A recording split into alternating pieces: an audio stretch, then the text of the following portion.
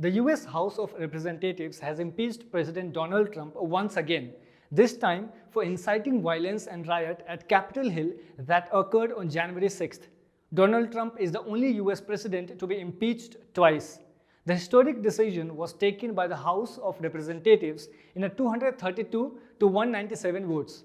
House Speaker Nancy Pelosi said that Trump poses a clear danger to the United States. And people know that President Trump incited this insurrection and this armed rebellion against our common country. The trial is expected to begin only after the new president is inaugurated next week. What are the charges against Donald Trump? The impeachment charges are political.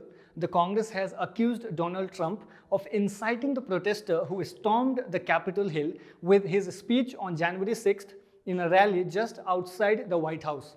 He had asked his supporters to peacefully and patriotically make their voices heard, but also to fight like hell against the election results.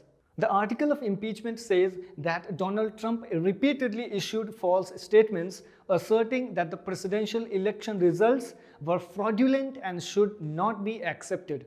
The charges are that he willfully made statements to the crowd that encouraged and foreseeably resulted in lawless action at the Capitol, that resulted in violence and loss of life. The impeachment article said that President Trump gravely endangered the security of the United States and its institution of government. What will happen next? Before I tell you what will happen next, let me remind you that the 25th Amendment that talks about removal or impeachment of the president has not been invoked in this case. Vice President Mike Pence said that invoking 25th Amendment now would set a terrible precedent. Now, as I explained, the impeachment article will go to the Senate before the trial to decide Trump's guilt and charges start.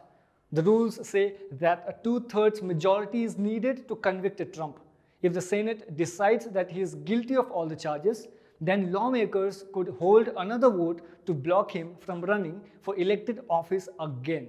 It simply means that Trump will never be able to run for the presidency if the charges against him are found to be true.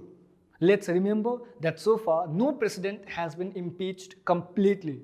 For example, the House had impeached Trump for the first time in 2019 over his dealings with Ukraine, but the Senate acquitted him later on. This is exactly what happened with Bill Clinton in 1998 and Andrew Johnson in 1868. Impeachment happens when a sitting president is charged with crimes and 2/3 majority is needed to convict him of the charges.